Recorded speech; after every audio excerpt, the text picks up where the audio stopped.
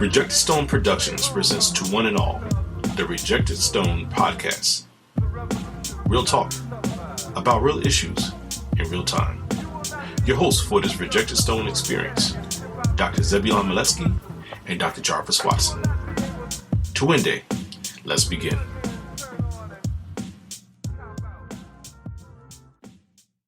All right, you are good to go.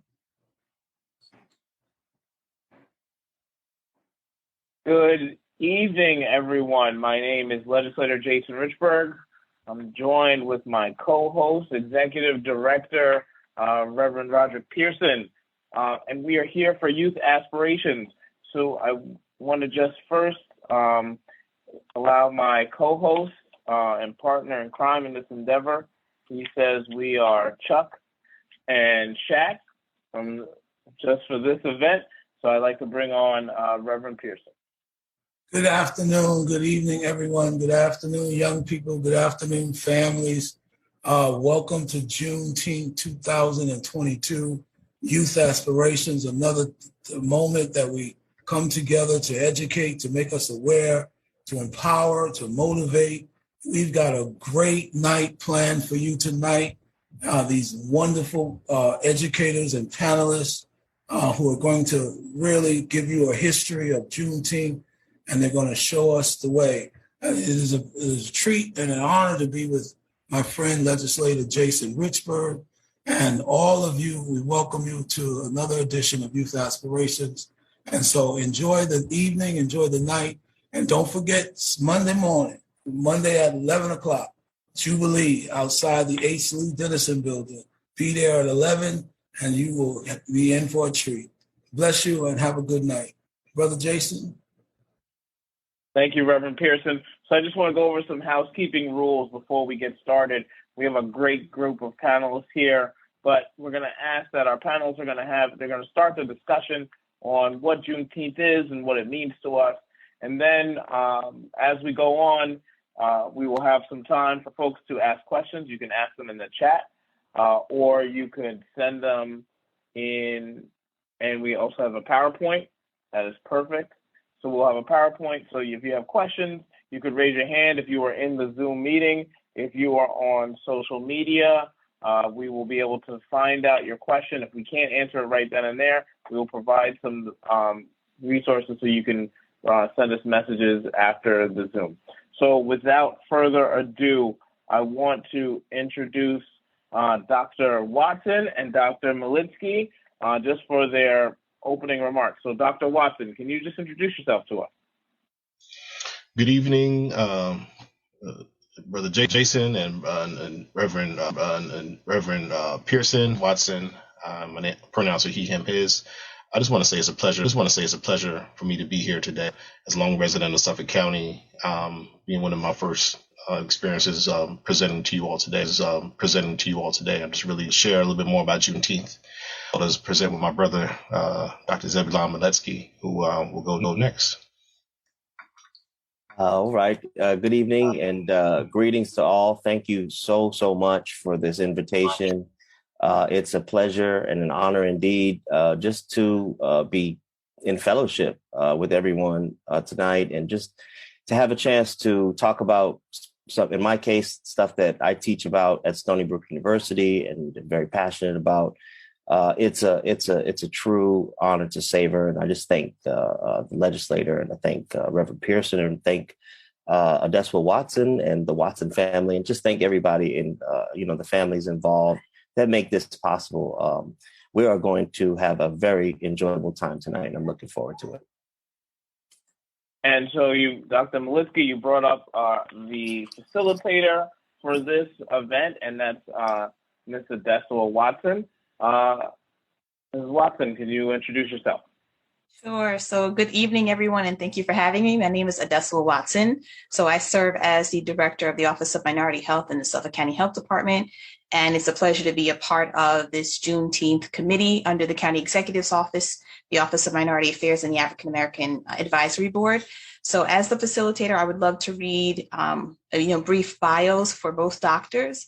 And when I say I tried to take out snippets because both of these gentlemen had some bios. And if you'd like additional information, please reach out to us.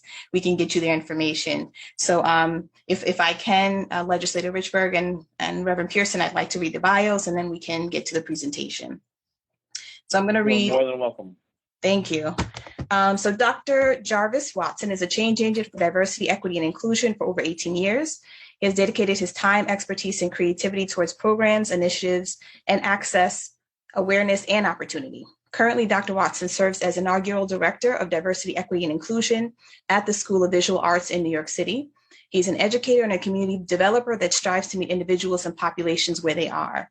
Through campus community partnerships, Dr. Watson works to develop strategic initiatives and shares a vision that helps improve the quality of life for all. He had previously served at Stony Brook University as interim chief diversity officer and was integral in unifying the campus through centralized diversity funded initiatives, statewide faculty recruitment initiatives, and student equity initiatives. Dr. Watson began his extensive career in higher education administration, enrollment, retention, and instruction, and served as first-year experienced instructor with the Office of Undergraduate Colleges. He also served as an adjunct professor with the Department of Africana Studies and the Educational Leadership Program. He received his doctorate in education, administration, and leadership and technology from Dowling College in Oakdale, a master's degree in counseling and education from Kean University in Union, New Jersey, and a bachelor's degree in English from Stony Brook University. He's a member of numerous associations, is a co-host of 2 podcasts, The Rejected Stone and Diversity in 3D, and is a frequent public speaker, presenter, and has provided presentations on DEI, diversity, equity, and inclusion at more than 15 regional and national academic conferences and events. Welcome, Dr. Jarvis Watson. So Dr. Zebulon Vance-Molesky is an associate professor in the Department of Africana Studies and History at Stony Brook University, specializing in African American history, civil rights, Black power, urban history, mixed race, biracial identity, and hip hop studies. He is the author of numerous articles, reviews, essays, and book chapters, which have been featured in the Trotter Review, the Historical Journal of Massachusetts, the Journal of Civil and Human Rights, and the Journal of Urban History.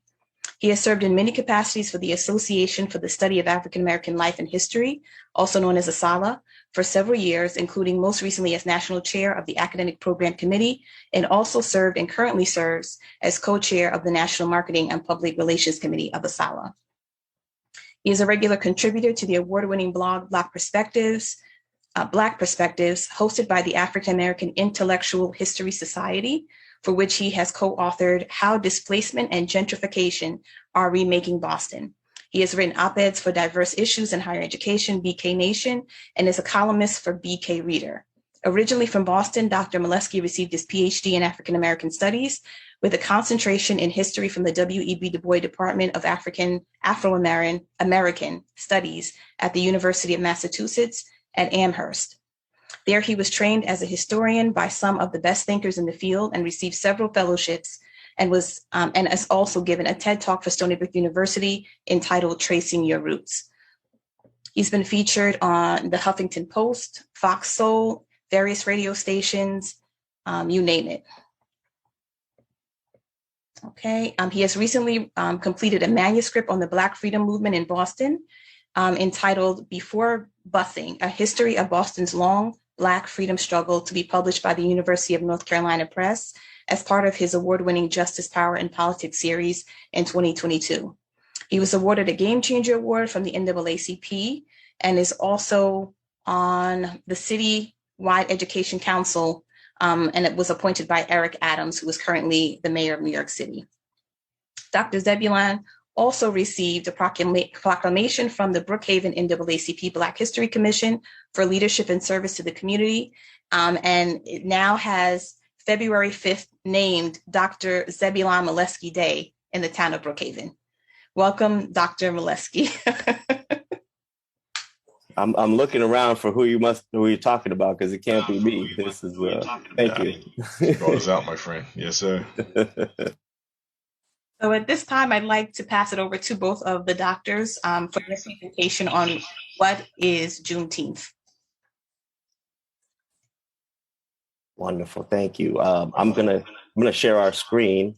All right. Attempt to, and I don't know if anyone else is getting, but I hear like a little feedback. Yeah, are you getting feedback from me as well, or some kind of echo? Yeah, I hear a tad bit of an echo. I think it's fixed. okay. It's going away now. Yeah, let us know if you still hear it. Sorry, it's the wrong place. But we're so glad to be here this evening, and even with the echo, and if I don't know if someone has maybe another window open or something on their computer, or that sometimes does that with Facebook. Just make sure that we shut down any other windows. But I think it's only you and myself, Jarvis, who are okay. Oh, okay. When it's gone now, I don't hear it anymore. Okay, cool. So, but let me bring up the presentation again, and this time it will be on the right slide, and we don't hear any echo, and things are good. Things are good. All right, and so Dr. Jarvis Watson and myself are so pleased to be before you this evening to talk about this holiday that got all of us so excited. With each passing year, we're feeling more and more about Juneteenth. We're hearing more and more about Juneteenth, and it's a celebration, one that people are like hesitant about, though. Like, can we really celebrate this?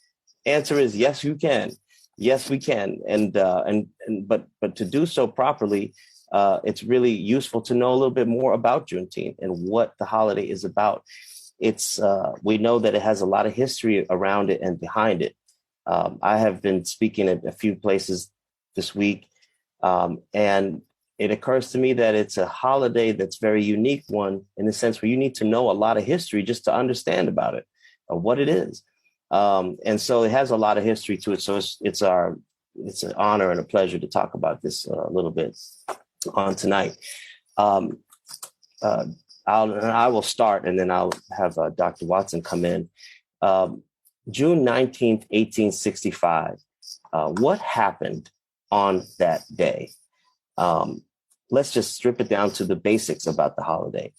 On June 19th, 1865, dating back to 1865, it was this date that the Union soldiers, led by Major General Gordon Granger, landed at Galveston, Texas, not just with the news that the war had ended and that the enslaved were now free, but literally, we want everyone to know, to liberate slaves, to liberate those who were enslaved, that Texas was still holding in bondage, in violation of something called the Emancipation Proclamation. Now, I know tonight's youth aspirations, and I know there's a lot of young people watching, so we want to try to just go back and explain what some of these things might mean, although we find often they know a lot about it already. This was 2.5 years after that Emancipation Proclamation had been written on January 1st, 1863, and went into effect. What they're doing there is literally not only just coming to bring the word that slavery had ended and that the Civil War was over, but they do so to liberate people who were being held in bondage. So they come in Union Army blue. They are military men, some black, some white, and they come with a message of force to let the people know that the people you're holding in bondage, you're doing so illegally. The Civil War had ended, remember, on April 1865. This is in June of 1865. So April, May, June, during those 3 months, Texans who were part of the Confederate Army, Confederacy, were basically continuing on as if the Civil War had never ended and holding people in bondage as a result. And so I mention this because a lot of myths out there about Juneteenth concern how this news got traveled. And people will say, well, a messenger on the way, was killed. And that they simply just got the word late over there. And that's why this had happened. No, that's not correct. These Texans were willingly intentionally holding enslaved in bondage, and outright defiance and rejection of the idea that they had lost the Civil War. They were not accepting that loss. So when these soldiers go, they ask that these enslaved be set free at bayonet point, muskets drawn, with gunpowder and gunshot ready at the ready, to force the issue and let them know that what you're doing is illegal. It is not in the spirit of the United States of America or the Union, and it's not in the spirit of humanity and freedom and liberty. So this comes way later, and it's a redemption in a way of the Emancipation Proclamation, which when it was written didn't free that many people, but we want everybody to know that it freed these people, because this was a state that was in rebellion to the Union. I'm going to pass it on to my worthy colleague. Excellent intro. I just want to know, am I still echoing? No. Okay, because maybe we were on at the same time. But to your point, Doc, I just wanted to say, and I always wondered, like, day and following days after Juneteenth may have looked like. So the first question I like to pose to people outside in the audience, how many people were emancipated on that particular day? Even in the chat, if you want to guess, what type of numbers do you think? And I'm echoing. Am I echoing again? A little bit. Do you have another window open that might be catching the audio? Facebook, something else? I don't think so.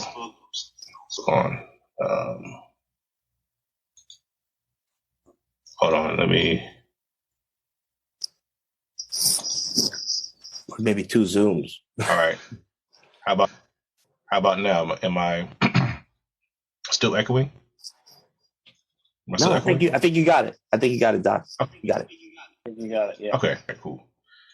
Hey, you got to know analogy. So like I said, if you want to put in the chat, for those who are listening, just throw a number in there, know what you're thinking. And while you're doing that, I would say I would like to share that overall, the census reported that there were over, and based on estimates on the number of enslaved imports that were provided in the 10-year increments between 18 and 1860 increments, between 1861 and 1865. There were approximately 10 million enslaved Africans in total. So just think about, what that looks like now. They contributed about 410 billion hours of free labor or forced labor. Think about just within the state of 250,000 people who were enslaved just in the state of Texas. So I had to think about in aspects of masses of people. So I thought about a football field, and I thought about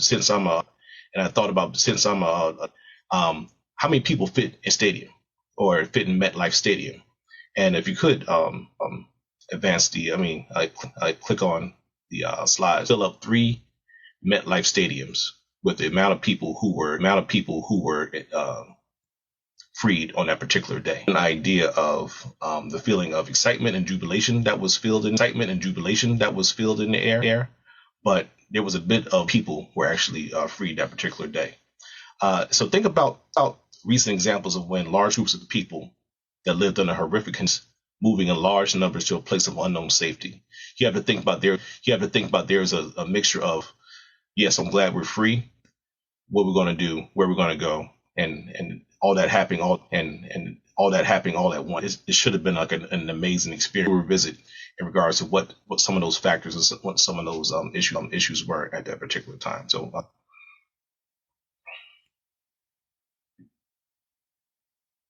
I think you're on mute. Yeah. All right, cool.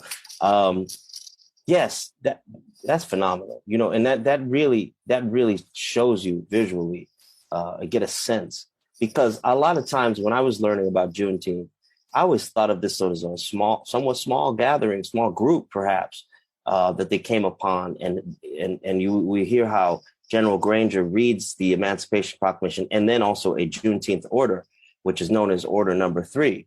But no, 250,000 people. Remember how big Texas is. That makes more sense. And this is also scattered about other folks who were kind of in a nebulous gray area status around Texas. These stories need to be told. And that's kind of the whole point. Like, people are like, where did Juneteenth come from? This was a story that needing to be told of some extraordinary circumstances and silenced voices, which the enslaved often are. We don't hear their voice. We don't know their names oftentimes. And so I mentioned before about the Emancipation Proclamation, which, in many days you might hear people say, oh, well, the Emancipation Proclamation didn't really free that many people.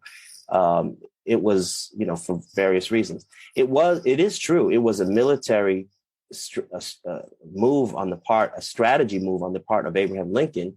The North, as you may recall, was losing the Civil War in the beginning. Not many battles won, not many victories. Great Britain was poised to recognize the Confederacy and some other states as countries as well. But it, as I mentioned already, here's where the Emancipation Proclamation does free people, and it's very important to understand that. So General Granger, so Order Number 3, the people of Texas are informed that, in accordance with the proclamation from the Executive of the United States, all slaves are free. This involves an absolute equality of personal rights and rights of property between former masters and slaves. And the connection heretofore existing between them becomes that between employer and hired labor. Isn't that interesting? The freedmen are advised to remain at their present homes and work for wages. They are informed that they will not be allowed to collect at military posts, and it goes on. And so this is a new order they're bringing, but understand, everybody, it's a new order that can only be brought with the heel and the boot of the rifle and the Union Army, the force that they came to bring to set the captives free and let them know that what they were doing was not in the spirit of the Union, obviously not in the spirit of America, not in the spirit of humanity, and to be forced to do so, to do the right thing. That's what we needed to know. And one of the lines that stands out, after slavery, what do people do? And Frederick Douglass wondered about that as well and said, African Americans are now free, the enslaved are free, but free to do what? Free to starve, without wages, without jobs, without a way to make their way, and without rights to protect them as workers, as laborers, which they always were, but they were uncompensated laborers. And here they're going to be finally part of the free soil and free labor ethos that we treasure in the United States. Hope. Am I still echoing? Oh, it's better now. Okay, I'm not even going to move my head at all. Once again, my brother, thank you for setting that up, because the next thing I want to talk about is just that. When did the first Juneteenth celebration take place? And I think we need to also put in context some of the things that were actually happening on that particular day. And around that time, going back to the couple slides back, the first series of celebrations actually took place a year later. Now we equate Juneteenth with parades, barbecues, singing, and reenactments. I think we even talk a little bit about the red velvet cake and the red soda and things like that, strawberry soda. However, the first year wasn't as celebratory. So some of the things that actually were happening during that time was it was reported that people had to search for their missing family members, because let's remember, this was slavery. If you're not sure, I'm not sure if you realize the brutality of slavery was not only felt through the physical pain, but the pain of being separated from your family was even more destructive. And I think you'll talk a little bit more about this later on, Doc. But children were sold to other plantations. Husbands and wives were separated based off the need that slave masters had for them. Either if you were a better laborer, then I'm gonna send you over to this particular plantation, and I can get maybe 2 or 3 young women that could bear children for me. It was really that inhumane in regards to how they put value or less or devalue the humanity of African Americans or Africans at that particular time. Now that the enslaved were free, their first order of business was not to, even though they didn't have soda back there, was not to drink the soda. It was more about how do I find my people? And please understand that there were not any buses, there were not any Ubers, there were not any trains, airplanes that they can get on, go over to the next state and find out where their family members are. So they had to navigate Sari, with the threat of dangers on the road, and being placed back into slavery by those that were not too happy. Please understand that just because a federal decree comes out, or order comes out, each state still has its time to really let them say, look, I don't care what you say. We lost the war and we're still upset. So we're still gonna, and this is how we make our whole people in bondage. So there was this whole aspect, I think Doc was talking about it, that there were so many different stories about why it wasn't ended sooner. It's because people still wanted to have this institution of racism, of slavery, of whites wanted to maintain a certain status quo that was fitting, not those that were enslaved, but those who were in power. But some were able to return, being those freed enslaved Africans were able to return as free individuals. So there's some darkness.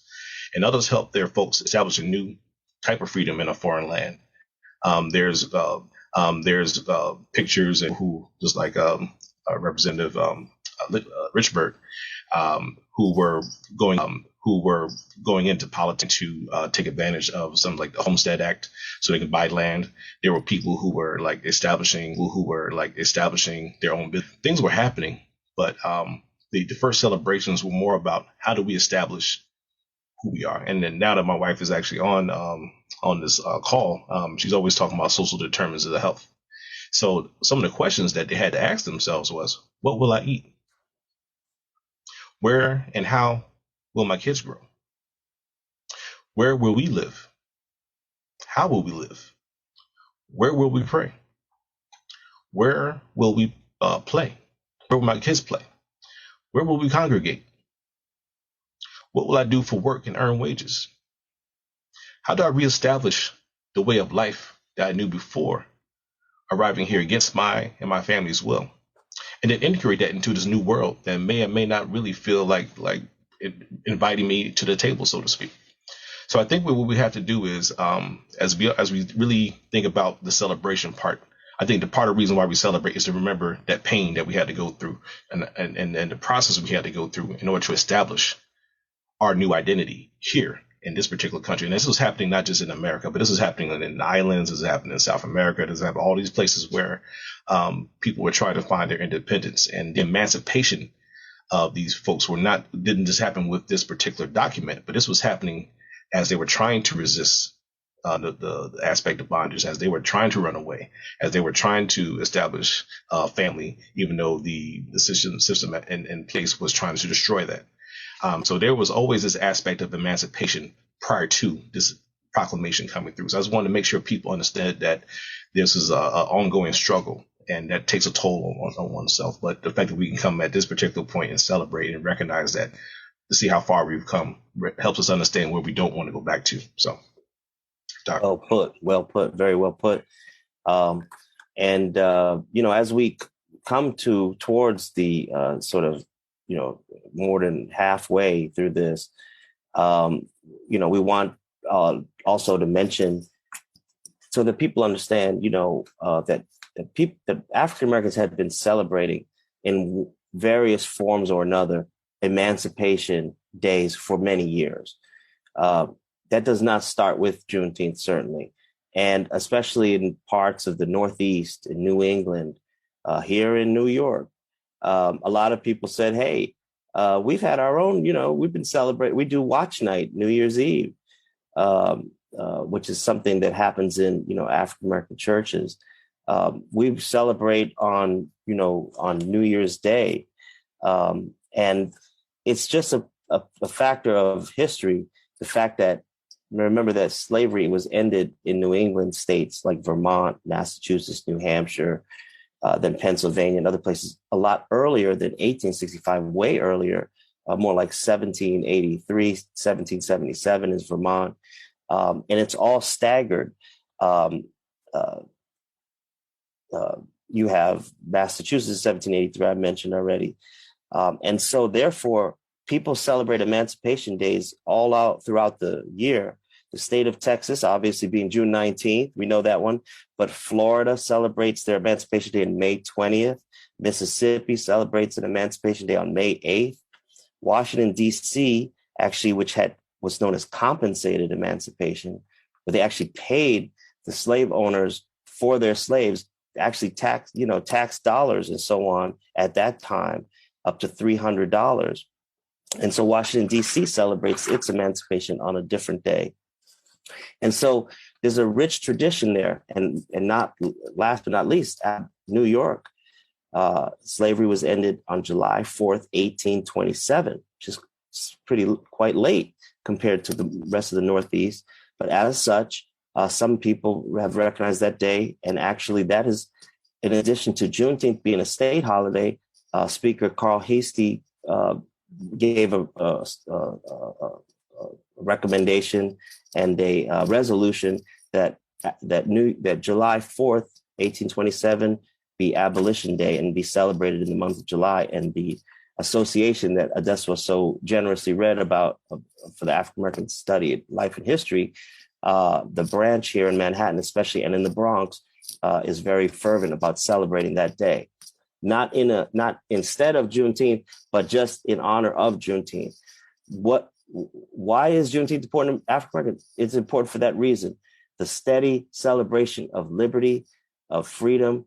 It doesn't mean that everything has been solved. It's an ongoing process that happens by degrees over time. But there's a lot worth celebrating.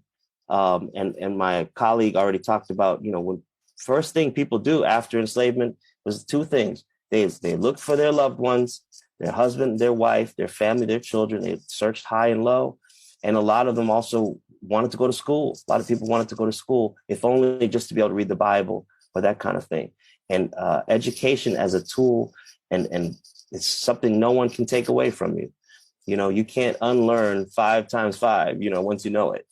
And so we have this power of knowledge and information amongst us, knowing about our history, knowing about things like, when Emancipation Day was.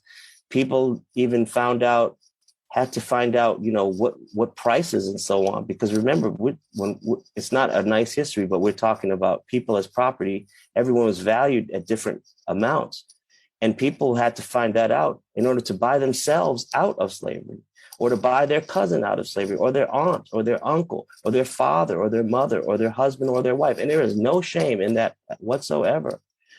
But these are the kinds of things that people are celebrating. All the difficulties and the tragedies and the hard times make you focus more on the sweet times spent together as family in love. This picture says it all, and I really want to get some of that cake and try some of that strawberry soda myself.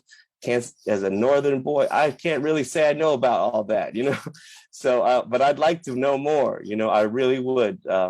And so essentially, that's why we celebrate this. It doesn't matter whether you from the New York Islands or the Gulf Stream waters, we're celebrating our emancipation and freedom as a people. I think I heard a little church in there. A little church in there was bringing that spirit, man. I'm trying to channel that right now. How much time do we have? Because I know that we have a hard stop at 7:15. Brother Richburg or brother Sister Watson. So I think we can go to, because we started a little late, so we can go to about 7:20. Okay, maybe a little after that. Yeah, because this is cool. Because some of the things you actually talked about Am I still echoing? All right. I have this now. I have this complex now. This thing as before I talk. Am I echoing? Can you hear me? Can you hear me now? But you had talked a little bit about some of the things that I was going to touch on. So I'm glad that things are definitely overlapping. But one of the things I really wanted to focus on, like, how does it affect us today? And actually, I can start from what's going on the right in regards to Black Lives Matter and the sit-ins during the Civil Rights era. Had that is the continuation of what was happening during the time of during slavery and after slavery, where there's this resistance toward oppression that comes out in so many different forms. And I'm glad that, there's still this fire being burned with our youth, but I'm sad because we're still kind of fighting the same fight. And so just to kind of reiterate some of the things that were happening, not everybody in America was happy for our emancipation and our freedom. So there were slave owners who still wanted to enslave Africans who probably found out about what was happening with the Emancipation Proclamation, but just failed to share that. I think some had talked about the fact that they wanted the harvest to end first, and then they were going to free the enslaved Africans. And it's like, oh, that's great. Maybe some were feeling like, well, you have anywhere to go, so why don't we just keep you right here on the plantation? And that's when I think the aspect of sharecropping started, where you can work on this field. You're not enslaved anymore, but you don't really have a stake in this particular property. You can earn wages, but minimum wages, and still produce the amount of products that needed to be produced. But once again, a different type of bondage, a different type of slavery was evicted during that particular time. And then the formation of the KKK. I was watching a video with Dr. Joy DeGruy Leary. She talked about the fact that lynchings didn't start.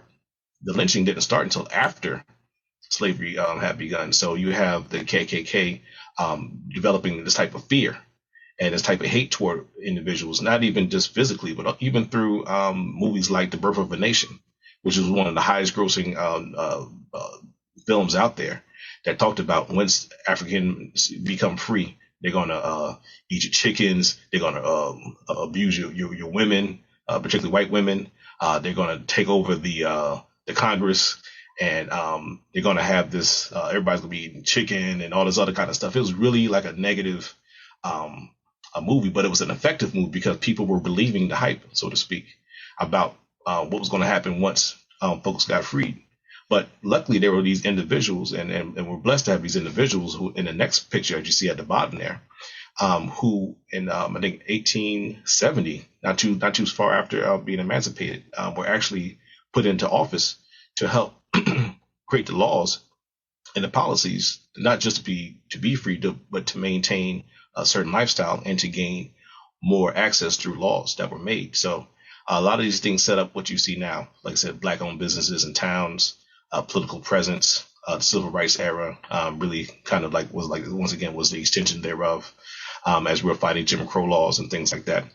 The Black Lives Matter movement, we're still having this issue with police brutality, and they were still, these young people are still fighting, and not just here in America, but this is global. So our legacy is still something that is, I think the book is still being written on that. And just wanted to help people understand that these two are connected, and don't want to spend too much time. But if we go to that last slide, that we want to kind of wrap up this conversation, and we could definitely have more opportunity to discuss.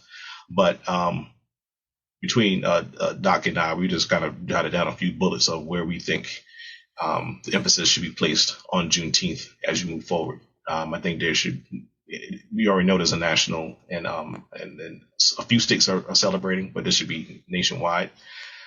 Create more conversations prior to and after Juneteenth. It shouldn't just be a one type of week or weekend, but it should be additional conversations happening. I don't know if you wanted to jump in, Doc. Yeah, I'll just keep reading. Infusion into school systems, education. This is critical. This is key. It's a great holiday to do that with because of all the history that we talked about. You could do so many lesson plans on this holiday, more than you could shake a stick at. Celebrating with families. People ask me, how do we're so academic. They say, how do you celebrate Juneteenth? I was like, we need to loosen up, get to cookout this weekend. Get some of that cake, get some of that strawberry soda, get together, hug your loved ones. You know what I mean? Tomorrow is not promised. And this is just another way to get together. And also, me and Jarvis were saying earlier, what other holiday is there that really touches upon slavery, that really allows us to have that open dialogue and conversation about the ending of slavery in America? If you value this country and the union that came out of it, you ought to be shaking the hand of every African American you can find and thanking them for turning the tide of the Civil War. Otherwise, this could be the Confederate States of America. And there's some stuff going on today. John Lewis, one of my favorite people, said, get in good trouble, stay in good trouble. There's a lot of good trouble to be involved in right now because we have a lot of work to be done. So Juneteenth is just a space to come together, establish the cultural connection, and also to remind people about this history and one of the biggest broken promises in the history of this nation, which was something called 40 acres and a mule, which came from another general order from a different person, another general, Special Order number 15, which promised to the enslaved in those parts of the country that promise. And so you could, if you don't like the word reparations, you could just call it a promise. And if you're a person who keeps their promises, then we know that we need to do something about it. So I thank you so much on my part. And I know Dr. Jarvis thanks you. And thank you all. And thank you so much to Steve Ballone and the legislator and various offices involved in Suffolk County. Thank you so much. Yeah, I just want to thank Deswell for being a great facilitator and helping me understand what was happening behind the scenes. She was doing some great work in there, also bringing us out. But thank you, Reverend Pearson and Brother Richburg for providing the space for us to speak today. So, and thank you all for being here with us. Thank you. Happy Juneteenth. So we want to thank Dr. Jarvis and Dr. Zebula. Thank you, brothers. But for those of you who don't know, Adesua Watson and Jarvis Watson are husband and wife. And so if you didn't know that, if you didn't figure that out by now. And so we thank for the dynamic duo to be with us tonight. This was a great discussion, and I'm going to turn it over to my legislator, Jason Richburg. And there's so much more to talk about, but we don't have time to do it. One thing, as far as our children are concerned, this point that I'll make, and then I'll turn it over to our co-host. And that point is that slavery still did not end on Juneteenth. And we don't have time to deal with it, but the 13th Amendment says that slavery is abolished except for punishment for a crime. And so this is so important with our children. This is why we got to protect our children from gangs and from crime and from criminality and from all those things, because there's still legalized slavery in the prison pipeline. And so we got to protect our kids from this, and we got to protect ourselves. So we don't have time to talk about it tonight, but it's something we must reflect. You guys did a wonderful job. Thank you so much. To the legislator, Jason. Thank you, and thank you to our dynamic doctor team and the dynamic Watson team, and also to our background folks, Christian Macario and Portia Ingram. I know there might be some folks with some questions, and there's a lot of information here that you all have blessed us with. And the one thing I will say that I learned today is the date in which slavery was abolished in New York State. I call myself a student of history, and I'm not saying I know a lot. I definitely don't have a doctorate, but I think that's one of those things that I never knew. And I knew there was a date. I knew it was an important date, but I don't think I ever learned that in school. And I think I want to thank both of you, gentlemen, for this, and the team, because at very least, this is something that's going to be online that folks can send to their kids and to their families to just listen to. But so to Dr. Watson and Dr. Malitsky, if folks have other questions, how can they contact you? Social media is good. I'm on Twitter at my name at Zebulon Miletsky. I can put that in the chat as well, or email works too. Over at Stony Brook, they just do our first name dot last name at stonybrook.edu. But I'll put all of that into the chat. Thank you very much. And Dr. Watson, he was fast. He put jwatson5 at sva.edu. I guess he's camera shy now. I don't know what's going on, Dr. Watson.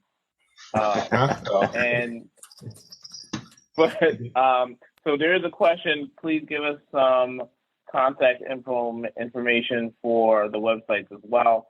So maybe what we could do is after we post this video, if you all could send that over to us, and we can maybe add that to the video at the end. Okay. Put it on in the links in the end. But I think, we were blessed to have, two experts, and we're blessed to have a dynamic team putting on. I think this is our second day worth of programs, Dr. Wow. Reverend Pearson. Second day, yeah. Second day, and then we have our Jubilee, which is the brainchild of Reverend Pearson, making sure we culminate with something that was big enough that we all got together, and so we were able to bring many different parts of the county together to put this together, including the Office of Minority Affairs and the African American Advisory Board and some other folks.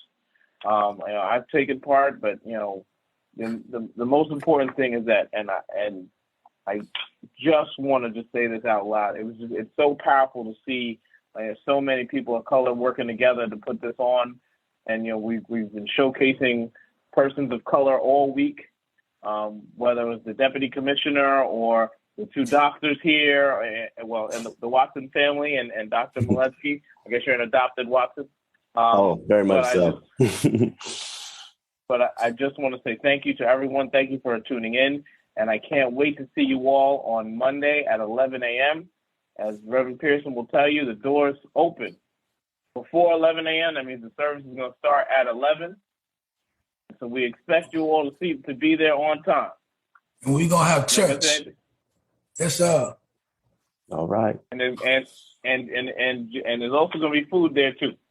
So just in case, Dr. Miletsky, I saw your eyes open up. So there'll be say no more, man. So I can't miss this. Again. Thank you to the Office of Minority Affairs. Thank you to our sponsors and our facilitators and everyone who helped put this on. Also, there's a beautiful, wonderful display in the Dennison building on the plaza level. If you get a chance, go by the plaza, the H.D. Lee Dennison building. There is a magnificent display on the plaza. And you'll be able to see that when? On June 20th at 11 a.m. All right. Thank you all and have a great night. Thank you. Peace. Peace and blessings.